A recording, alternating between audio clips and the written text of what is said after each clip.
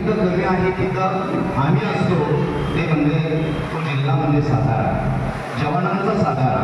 प्रत्येक क्षेत्र असं कुठलं नाही की त्या क्षेत्रामध्ये, कारण त्याचं पाहिलं आहे की खटाव मान आणि खटाव असे तालुके आहेत की दुष्काळ आहे. आणि या दुष्काळ असल्यामुळे त्या ठिकाणी या मोठ्या मोठ्या शहरामध्ये आमची शेतकऱ्यांची मुलं या ठिकाणी मोठमोठ्या पदाधिकारी एका मोठ्या पदावर आल्यानंतर इतका गूढ अभिमान वाटतो की बरं हा फार मोठा अधिकारी झालेला आहे. मला सुद्धा आता जवळजवळ हे जून आणि जुलै म्हटलं की लोक रिटायर व्हायला होत असतात. आणि आमची जवळजवळची संपूर्ण हे जे क्लासमेट आहे सगळे जवळजवळ गेल्या वर्षी आणि यावर्षी रिटायर व्हायला भरपूर असं झालेलं आहे. या ठिकाणी मला याचा अभिमान असा वाटतो की तो विनम्र खूप असा भरत हा माझा खरा मित्र की आज या सेवानिवृत्त होत आहे.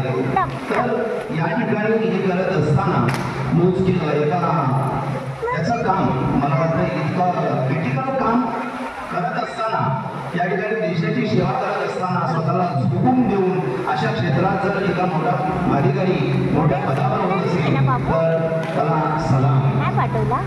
बरं, तुझे उर्वरित आयुष्य सुख समाधान आनंदाचं आरोग्याचं मिळावं ही माझ्या परिवाराकडून तुम्हाला पुन्हा एकदा शुभेच्छा. परंतु हे क्षेत्र केवळ नाही तर आप्पासाहेब धर्माधिकारी या बैठकीमध्ये असणारा हा भरत त्याच्या पाठीमागचा हा एक गुण आहे. आणि त्यांचे मित्र आहेत मिलिटरी रिटायरमेंट गोविंद मोदी, त्यांच्या सेवानिवृत्त दिवशी सुद्धा त्यांना मी सांगितलं की तुमचे मित्र रिटायर होत आहे तर ते सुद्धा आज या ठिकाणी त्यांना शुभेच्छा देण्यासाठी या ठिकाणी आलेले आहेत.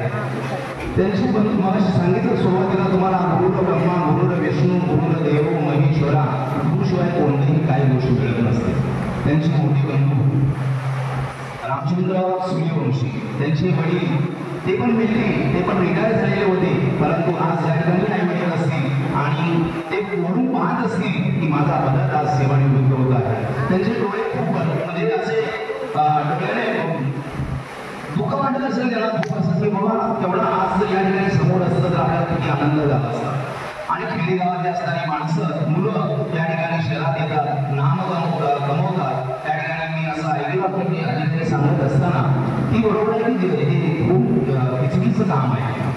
त्या ठिकाणी एवढ्या शहरामध्ये उंच अशा इमारती आहेत की लगेच फायर ब्रिगेडचा हे आला की कॉल आला की लगेच त्यांना जावं लागतं आणि पूर्ण स्वतःच्या जीवाला भोगून ते सर्वांना सेफ्टी करत असतात.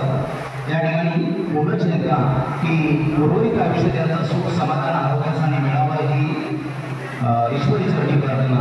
जय हिंद, जय महाराष्ट्र.